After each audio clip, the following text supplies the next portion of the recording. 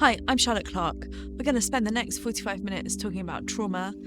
Some of it might be difficult for you to hear, some of it might be difficult for me to say, but we'll work it out together. So, the first thing we're going to unpick is where trauma is coming from. We're going to talk first about the role of the media. We see in schools and settings that we're working with many more children and young people that are presenting with behaviours that we might understand as behaviours of children or young people that are trauma experienced, but we might not be able to know where that is coming from. There might not be an easily identifiable cause. Let's start by thinking about the role the media plays.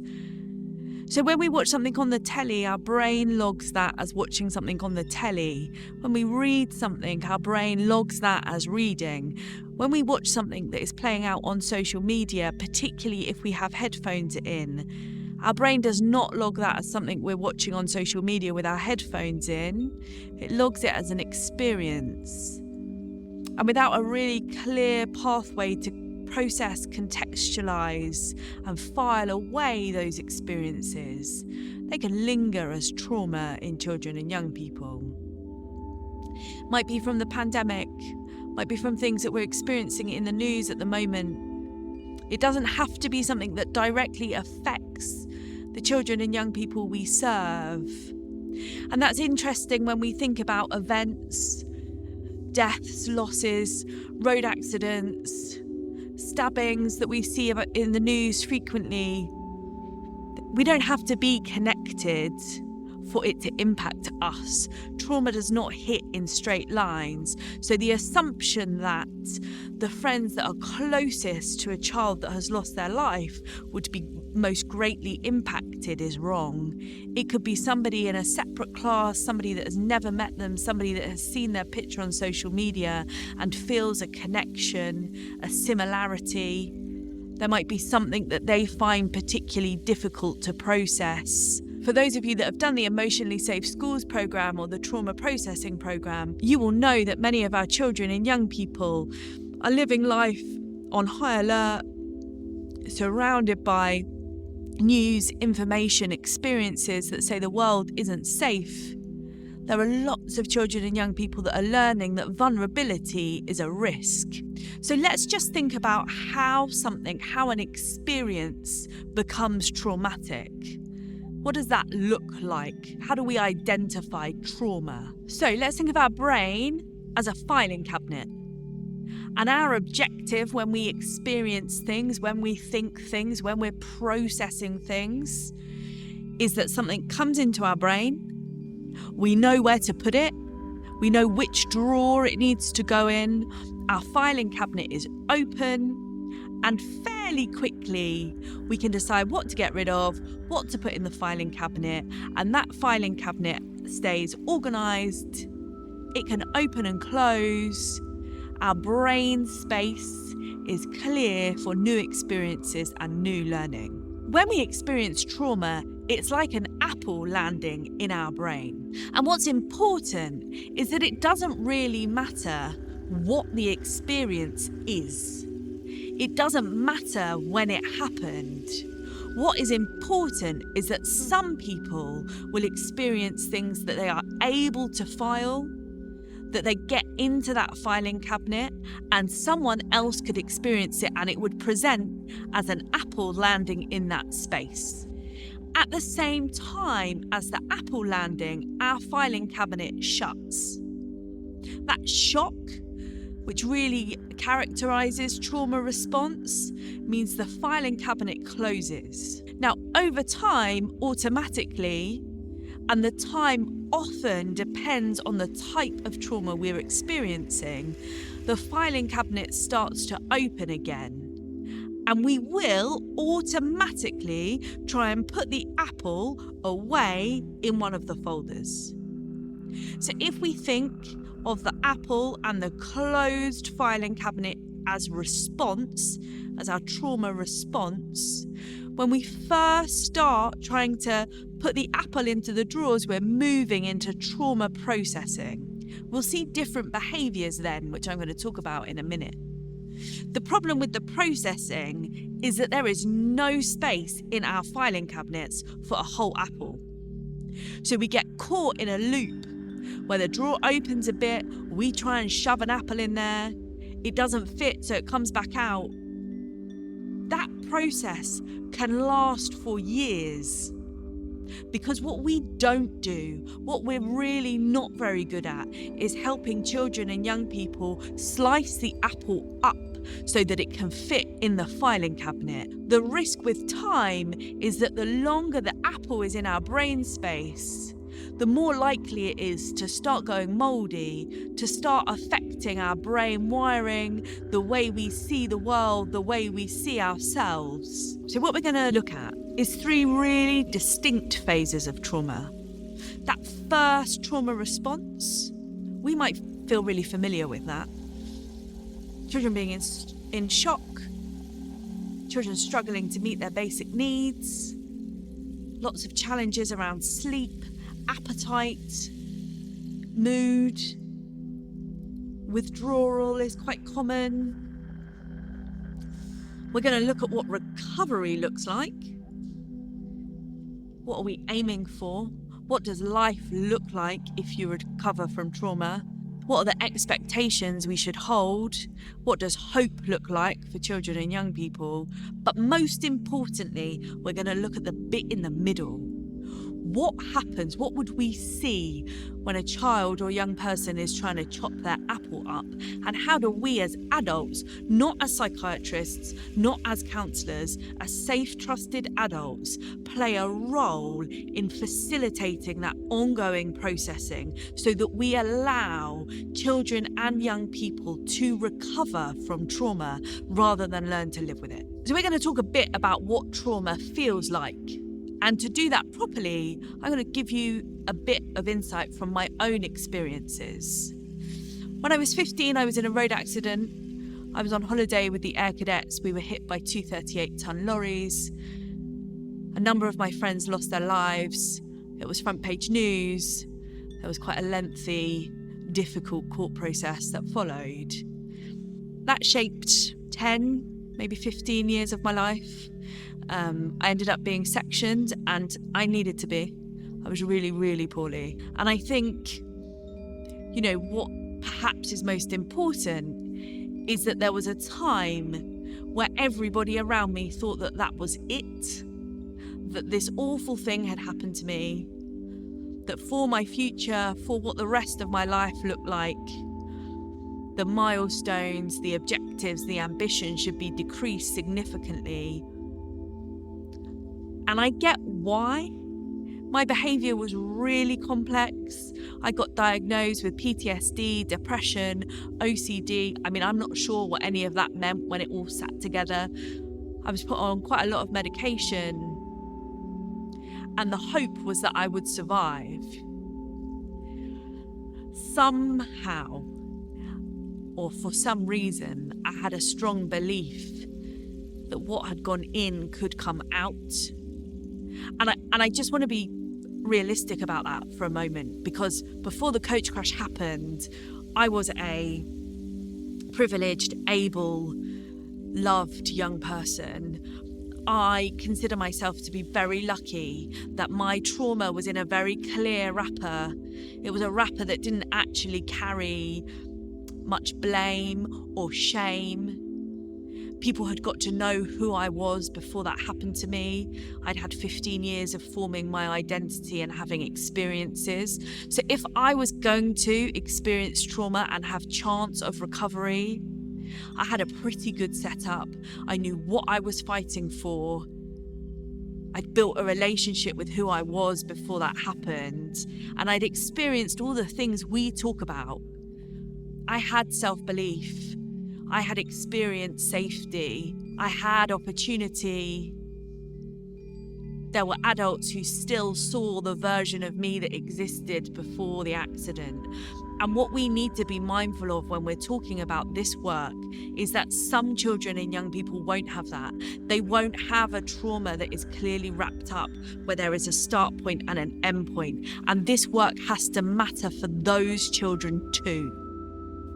Let's talk about what some of that feels like. What are the details of what children and young people who are trauma experienced will be experiencing? The first thing I want to talk about is connected isolation. And for me, it was fairly straightforward. I was in the newspaper. The coach crash happened on the 21st of August, and I was back in school on the 4th of September. I hadn't yet had the chance to become yesterday's news. There are lots of strange moments in that first week or two where there were lots of eyes on me, where I suddenly became a person that everybody knew. Everybody had a view on what had happened to me. People were talking about that without me being at the table. But equally, no one was looking enough. Nobody was stopping enough. I remember standing in Tesco watching people pick up the newspaper that had pictures of the accident I had been in on the front page and wondering why people were continuing to go and get their bread and milk, how people were still walking down the road, how people were going about their job. When I went back to school, what was really difficult is that I knew everybody was talking about it, but when I walked in, everyone stopped. People were happy to talk about me, but not to me, to create their own understanding from the newspaper. I'm very thankful that there wasn't social media, because the newspaper articles in media, print and online, plus all of the comments, was more than enough for me. I've done some work more recently on the Manchester Arena attack. I do lots of work in schools where children have been fatally stabbed or lost their lives. Social media plays a massive role, and it is a level of invasion, taking your voice and making you feel like you are in a bubble or a goldfish bowl, when everybody else is on the outside looking in, and when your voice, your narrative can't get out. In the immediate term, connected isolation makes you feel lonely. It makes you question your version of events. It makes you wonder why your voice doesn't matter. It makes you question the safety of relationships. In the longer term, connected isolation creates an unusual sense of paranoia, of disconnection, a shame that gets built in, where the assumption is that people know about you before speaking to you. How I first met Gareth, who many of you will know now, is that we did some work together in the pupil referral unit he was head teacher of, and he would phone with questions about some of his children and young people. There was one girl who would really struggle getting into a taxi to go to school. She made lots of accusations about the taxi drivers, and he phoned and said, "Shah, I don't know what's going on here. Every taxi driver, she says they're assaulting her, and I don't know what to do. I don't know what that's about." That's what connected isolation looks like a couple of years down the line, because when you are close to people, there is a sense of fear and shame and discomfort, because you will know, imagine, feel like they have already read your story and judged you. It's really hard to articulate that. You don't say, "I'm feeling really uncomfortable here because I think this person might know more about me than I can articulate about myself. I think this person might be judging me or shaming me." So it's much easier just to say, "This person is doing something wrong and I don't want to be in this close proximity." I wonder what it feels like for children and young people who are known to social care, who have case files, who have adults speaking for them. I was in a school not that long ago where a teacher was explaining that one of his younger learners really struggled when there was a supply teacher. He thought that that was about control, but I think that's about connected isolation, because you're going to have a new adult coming into your space, and you will feel like that adult is going to have read all of those things about you before you've had a chance to use your voice, to build your relationship, to establish a connection on your terms. And if we don't give children and young people an opportunity to establish a connection on their terms, we're taking away the opportunity to create a genuine connection at all. So let's talk about maladaptive narrative. How do we make sense of what's happened to us when our brain can't process what's happened to us? Well, there are two things that happen here. The first thing is that our brain will intuitively try and process a little bit of the apple. It's amazing how we as human beings will know that what we need to do is slice a tiny bit of that apple up, shave a bit off and get it in the cabinet. It's often adult response that stops that process from happening. So what might the first slice of an apple look like? I like to think of it as a minimum viable product. There might be a version that we tell others, and there might be a version we tell ourselves. So for me, my two minimum viable products were, firstly, my public-facing minimum viable product was that I was holding my friend's hand when he died. That is not true. It's not true. I told people that for maybe 15 years. And that is because the fact that I wasn't is one of the hardest things for me to accept. I just couldn't process it. Assuming that I was with him, sometimes I even could see that happening. Like, it became a real experience for me because that was what I needed to do to accept that he had died. I guess before I got there, the minimum viable product for me was that I just wouldn't see him for a little while, that I could make him come home, that I needed to endure a year of hell on earth, but he would come back, that it was a punishment for me not being with him, to have an awful year with him not around, that I would have clues or tricks or ways of finding him, that I would have to endure some level of pain or misery or sacrifice. I get standing here now, that might sound a bit much. People often say, did you really think that? I mean, yes, I really did, yeah. And our children and young people will be making sense of what has happened to them in similar ways. We're going to talk a bit about lying in more detail later. There are some lies that serve a really important purpose to us processing trauma. And if you don't take anything else from this, I would say just let that go. It will be helping them more than it challenges you. Maladaptive narratives, without support, without processing, without the bumper rails, if we think about bowling, without those safety lanes, can end you up in all sorts of strange places. I did all sorts of things thinking I could make Wayne come home. Sometimes really big, sometimes really small. My connection with how he would communicate with me was as small as what song came on the radio next. It's as complex as looking for clues in bus timetables. And I think what's important is that when I got sectioned, I was happy to accept that all of this, all of that behaviour, the years of working out when I was going to find him, the cycles of hope and absolute despair, I thought that was on me.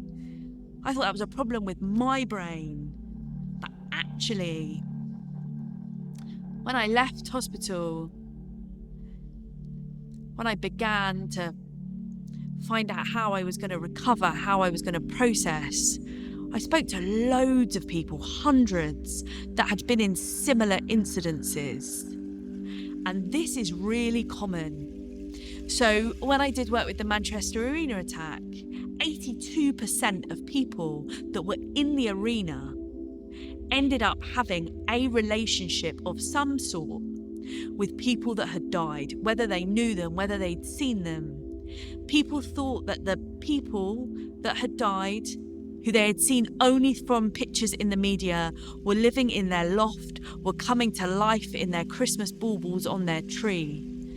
This wasn't ever on me and my broken, damaged brain. It was never about my mental health.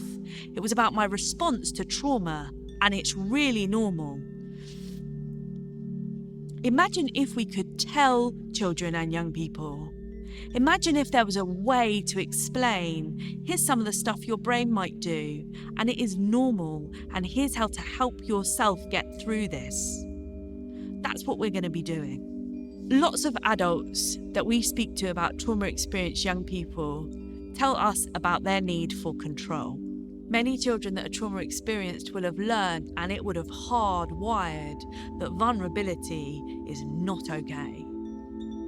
One of the things that I have the most regret about is being so unprepared. I was so naive. It's interesting now because as a parent, the hardest hangover, I guess, from the coach crash is putting my daughter on a coach to go on a school trip. It's not because I think something is going to happen to her. That's not the thing. It's because I relive, just for a moment, the joy, the excitement, the innocence of us all going on holiday. I feel stupid that I wasn't more prepared, because if I'd been more prepared, if there was even a % of me that thought you might be hit by lorries here and your friends might die, I would have behaved differently. I might have been with my friend when he died. I might have not needed the time to adjust. I might have had a bit of a game plan ready. So yes, I have recovered. Yes, I would not get diagnosed with a mental health condition today. Yes, I am a complete control freak, and being out of control and unprepared still makes me feel incredibly uncomfortable. Our children are not being controlling. They are scared of vulnerability, and that's different. That's different. And so we need to learn how to engage, how to support, how to influence, and how to hold boundaries without making them feel scared. And the last thing we're going to have some thinking about is the need to escape reality. So this, again, we're going to look at lying. This is a slightly different type of lying. I was working in a school fairly recently, and there was a young girl who got dropped off every morning. The staff would see her get dropped off, and she would come in and share a story about what had happened on her way to school. Stories about saving dogs from running in the road, sitting down and helping an old man that was crying, putting a fire out somewhere in the field on the way. Adults were annoyed. They were frustrated. They had characterised her as a liar and an attention seeker. I was deeply concerned about that girl, because to me, when we looked at the rest of her life, the rest of her circumstances, that moment of hope, that moment of escape, where she was a great person doing great things, was what she was living for. And people burst that bubble every morning and then shamed her for needing it. Escape comes in all sorts of varieties: manipulating and controlling others.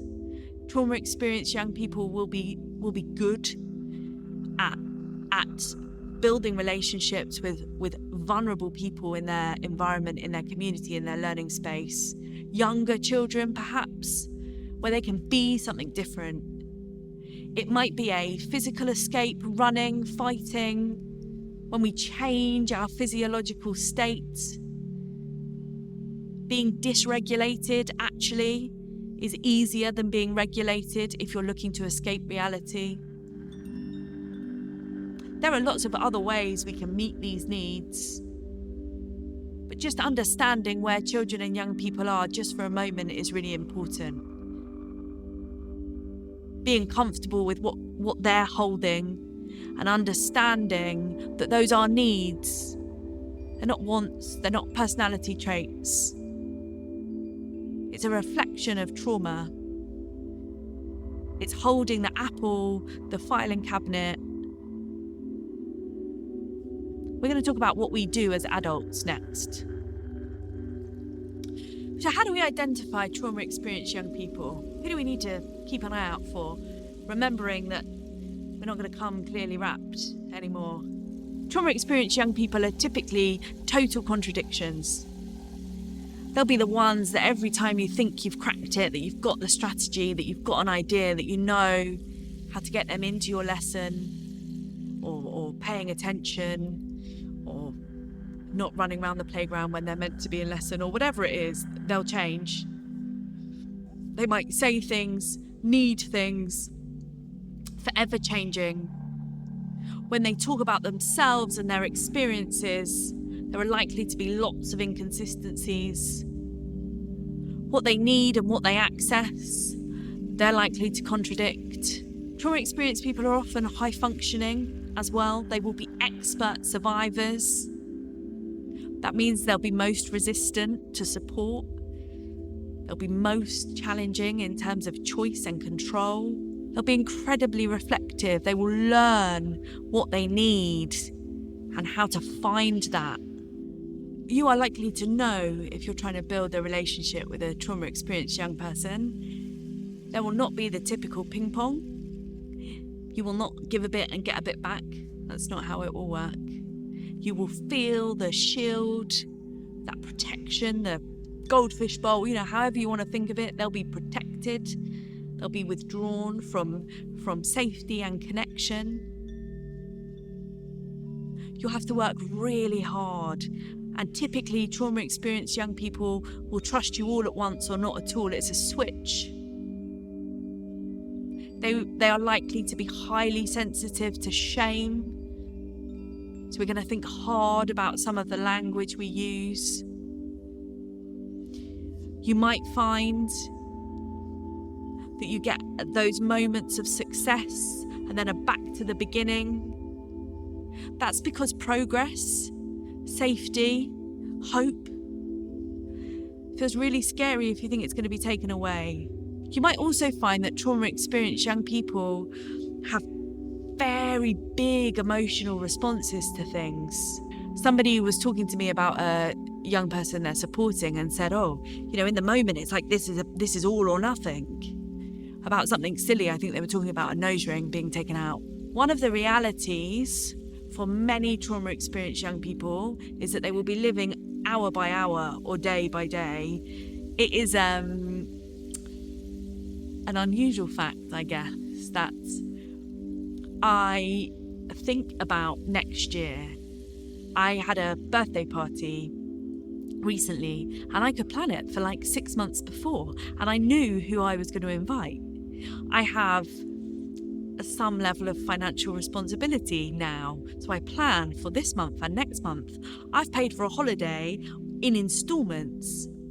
Those for me are huge signs that I am recovered from trauma rather than experiencing it. And that's because my view on my existence expands beyond tomorrow.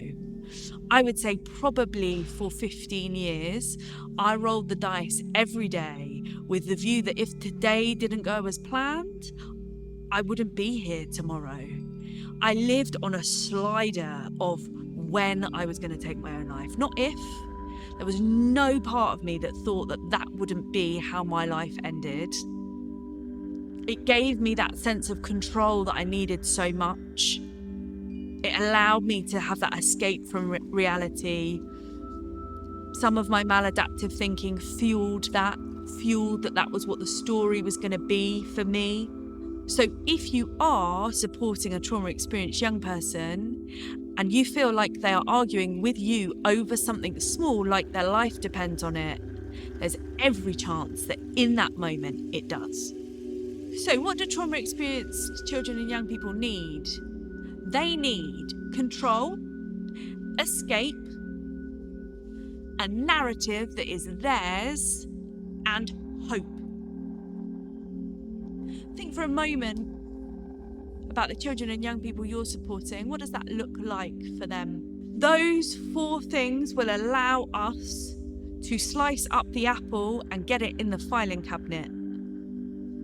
We need that escape. We need the ability to create the narrative so that we can take one piece and put it away. Let's talk about how we allow those needs to be met, because it isn't psychotherapists or counsellors that will play the biggest role here. It is about allowing your children and young people to exist in your setting every day and automatically, intuitively do the work. That's what happens if we don't put up stop signs. If we don't stop children and young people from creating a maladaptive narrative that allows them to tell a lie and escape reality for a moment and have a bit of control and get that piece of the apple put away, they would do that. And that would allow them to clear their brain space and close their filing cabinet. So let's think about how we provide a space where children can get those needs met and continue processing trauma so that they can recover. Okay, let's think about escape. How do we get that? How does a trauma experienced young person get escape? So we spoke briefly, they might lie, they might change their physiological state, running, fighting. Self-harm is a sign of escape.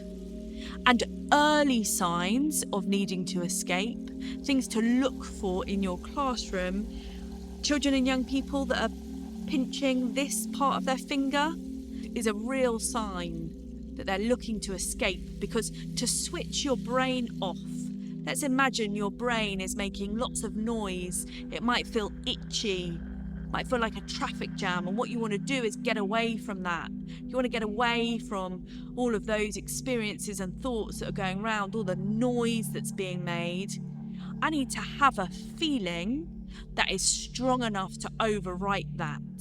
And pain creates that. Pain, changing our physiology through running, exercise, creating an opportunity, that different reality allows you to switch your thoughts off and focus over here on the stories or building a relationship where you switch that off. That's how we get escape. So how can we provide that? How can we provide that mechanism? So the superpower here is called sensory flooding. Ice will do a huge amount of the work here. So ice on your pressure points, ice on your temples. I used to lay on the chest freezers in supermarkets. The relief is overwhelming. If your brain is making lots and lots of noise and that is flooded by the feeling of being cold, it's immediately relieving and soothing. So ice, smelling salts, really powerful. Toxic waste, sweets, something that's really sour, needs to be verging on repulsive for it to be effective. We can help children and young people escape by helping them feel safe for a moment. So feeling safe, we trick our bodies outside in. Beanie hats, hoods. You might be used to seeing trauma experienced children and young people put their hood up. Now, a quick note on headphones versus AirPods. Having something in your ear makes you feel safe, can provide psychological benefit if there is something in your ear, not over your ear.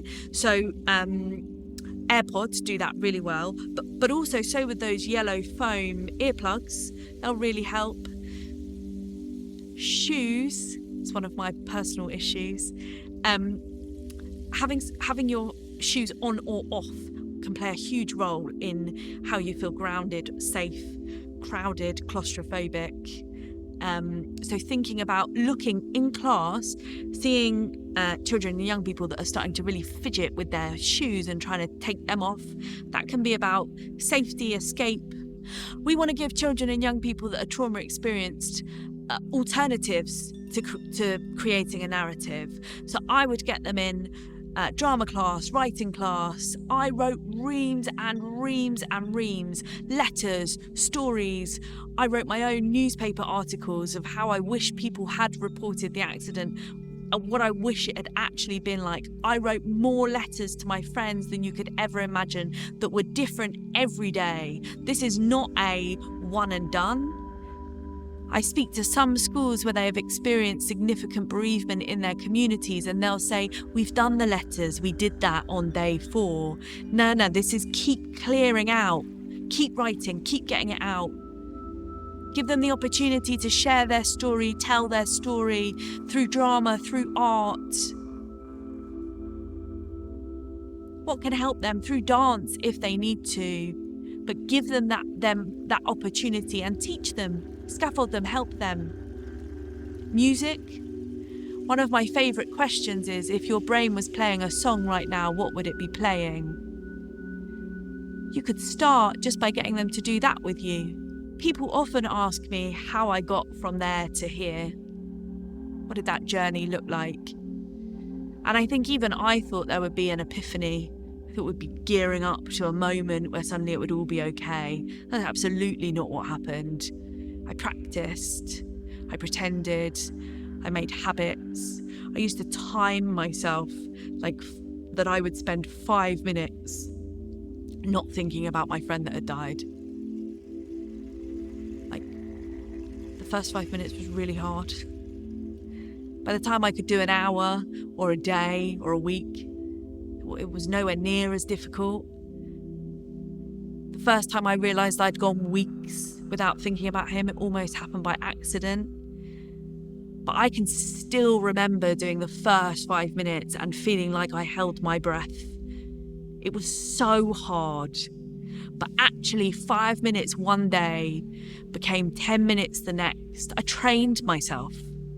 That's how I got from there to here. Practice. Let children and young people know that. Give them the opportunity to rehearse, to practice. Make sure they have stories. There are versions of trauma experience and recovery stories in the course. You can access them from our website. Make sure that young people know, A, what is happening to them, what that might feel like, and B, give them realistic insight of what recovery looks like. Because when we go for counselling, when we have support, many of the adults around us will think that recovery is about making the apple smaller, that recovery is about making the apple not matter, or by somehow making your filing cabinet have a day where it will let the apple in. I spent hundreds of hours in front of counsellors who tried to make me feel thankful, lucky that I was alive, play some strange game about would I want my friends to feel guilty if it had been me that had died. Yes, I would. I would have haunted them. As if somehow, if I felt lucky that I was alive, if I felt like a survivor rather than a victim, that it wouldn't matter anymore. That's not how this works. There isn't a period of time where suddenly it's not a big deal. It's tiny bits. Remembering my identity, thinking about who I am outside of that. I remember once, I used to work as a receptionist at an optician's, and on a Saturday morning, everybody that came in, I would tell them what had happened to me. And I remember listening to somebody on the phone, and they obviously didn't know I could hear them through the glass, saying, oh yeah, I'm just at the optician's. I'm not going in because the girl in there's been in some terrible road accident, is telling everybody about it. It was my whole identity, and actually helping, supporting, rehearsing, giving children the opportunity to be something different for 5 minutes is something we can do. Okay, let's think about control. If you've done any training around PDA, this is your best practice here. We're going to be talking about the language of choice, driving instruction to bounded choices. It's time for us to, so we can A or B. We're going to do this now, so we can start with A or start with B. Our objective for this lesson is, would you like to start with this or with that? It's a tiny thing. It feels clunky when you first start doing it. It'll become second nature soon enough. We want to give our trauma experienced young people jobs, roles and responsibilities in class, not as a one-off, not as a response, not if they're being disruptive, give them the books to hand out, build it into who they are. Let them be your monitor assembly for best sitting. Let them play a role in collecting books, counting pens, delivering stuff down to the head teacher's office, whatever it is. Give them something to do and make it part of their daily structure. Give them the opportunity to find out what they're good at and showcase that. Maybe mentor that in other people. Beyond their trauma experience, they will be readers, writers, musicians, kind. They might have the best table manners. They might be your best tidy-uppers or the most enthusiastic sportsman. Whatever it is, really lean into that. Try and unpick who they are outside of what has happened to them. Give them the opportunity to connect with that regularly so they feel in control of a space and something they are proud of. Giving children and young people control is also a bit about discovery, trusting them, feeling confident that given the option, they will tell you what they need. So there are a couple of ways of doing this. One of my favourites is doing traffic lights. What do you look like at red? What do you look like at orange? What do you look like at green? I think as I have built new relationships, as I've got older, it's been important to do that, because if I'm moaning or shouting, like, I'm okay. Be quiet, that's a big issue. When I'm lost in my thoughts, when I'm disconnected and withdrawn, if I do not want to work, if I have not got the energy to do something on my laptop, we've got a problem. So doing that, unpicking, what do you look like when you're really struggling? That's helpful. And then it provides a framework to say, okay, what do you need here? What do you need?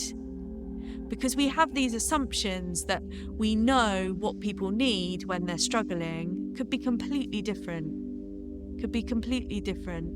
I find, for example, when I'm really feeling exhausted or emotional, for me, I find looking at the news articles that I can still find them on the internet, I find it really helpful. And that feels wrong to most people. It feels like it would be the worst thing that you would want me to do, to go and spend a couple of hours reading about it all. But actually for me, it helps me make sense of my feelings. It validates why I feel the way I do, because objectively I can read it and think, wow, that's awful. And then it makes sense of what's happening inside of me. Being able to explain that to someone, having that framework, okay, what do you need here? How will I know when you are moving from orange to red? What would you most need here then? Sleep. Don't ever underestimate how hard it is for a trauma-experienced young person to get some sleep. That's often because our brains are so busy that leaving them in silence, in the dark, with nothing to distract you, nowhere to escape, it's really hard. So for me, I need a fan on. My husband hates it actually. A fan on full blast. Then I have a blanket wrapped around me, and then I have my duvet. That's how you get my brain to shut off so that I can go to sleep. And that is a habit that is long standing. Having some options, some ideas, some things that we might try, so that we look at How will I know you're in this position? And then what can we do? What might you need? Which ones of these are you willing to try? And give one idea at a time. This isn't a menu. It's not a one and done. It's not offer the whole box. Let's try this together. Shall we do this? One of the most beautiful things I'm lucky enough to do with some children and young people in primary schools in particular is stand at the sink while they're running cold water over their wrists and ask them to close their eyes and tell me where we should pretend to go. It's a great strategy, but knowing when to use it and how I will know they're struggling is really important. Thinking about if X, then Y, and building a collective resource around that. If I am feeling nervous about, for me, being in a car, the worst thing to do is tell me that we're safe. My husband has not yet learned this, but that makes me really cross, because how can you possibly know? The best thing to do if I'm feeling nervous in a car is to put some music on or give me a blanket. And I could have told you that 15 years ago. It's just nobody asked me, because we think we know. We think what we should do is say things that feel intuitive, keep us away from things that feel like they might hurt us more. Minimize, not mention. I love talking about my friend. I love it. I love it now. I love it when I meet people that knew him and that he becomes more than a name. And actually, one of the most important things for me was realizing that if I didn't do something, people would only ever know who I'd become when he died. That's not very nice. I want people to know who I am because of who he was when he was alive. I could have articulated all of these things if I'd had a safe space and a way of sharing that made sense to me. It's important when we think about sorry, apologies, vulnerability. I never was very good at communicating one-to-one with a counsellor, or even with my mum, actually. There was too much expectation of what I should say, what would make this easier, what would make this end, what would make everybody happy. Young people will feel that disconnect between where they are genuinely, what they know people want of them. That's hard to hold both. And so sometimes communicating via writing, by texting. You know, there's a reason that some counselling services have moved to a text-based service. It's easier. So where are we giving our children and young people the opportunity to write, to share, to communicate with us in ways that don't pull into that control and power shift and expectation? So we need to talk about how we hold high expectations, how we keep hope for trauma-experienced children and young people. And that's hard. It's really hard because their behaviour might not change immediately. You might not break their shield of shame, that protective layer. Processing is messy and it can take years. I don't blame people that got to a point where they thought my character had been replaced by who I was when I was processing trauma. I don't particularly hold resentment for people that medicalised what was happening and thought that was it for me. But what does matter is adults that gave up and behaved in ways that damaged the stuff I needed to recover. This isn't the big stuff. Hope is not thinking that I was still going to be a lawyer or still go to Oxford or whatever other wild dreams people had for me.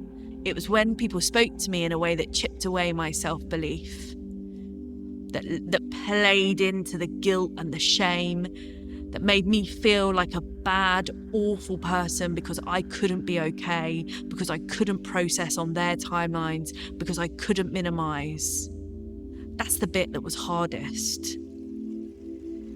for people that couldn't exist in my space where I was, people that made me feel like I was too messy or too broken to be worthy of interaction and connection and safety. So holding hope is about having expectation, sure. It's about making sure that you retain the sight of who that young person is. But most importantly, this isn't about you having hope for trauma-experienced young people. It's about you making sure that you don't make their hope go away. Because I never needed anybody to fix me, to come along and save me. There was no single adult that rescued me or put something in or said something that made it all okay. I had adults that kept paving the way for me and made me believe I deserved to walk on it. That's it. And if you can't do that, just make sure you don't do stuff that causes harm. The basics of that is in our Emotionally Safe Schools program. It's the language, it's the choice. It's about holding boundaries without harming, without shaming, without judging. It's about saying, this is what we need from you today, and I know that's really tough, and I'm going to help you because I believe in you. There is loads of support in our trauma processing program, in our Emotionally Safe Schools program, and in our family support program. There are also some free resources on our website. And if you are working with a trauma-experienced young person and need some ideas, you will find a form. You can complete that and we will send some ideas and a plan out to you. If you need me for anything, email me. If you have just experienced a critical incident in your community, in your school, you will find some support for that on the website. But if there's anything else, I'm on charlotte@letusnavigate.com and I'll be really happy to help.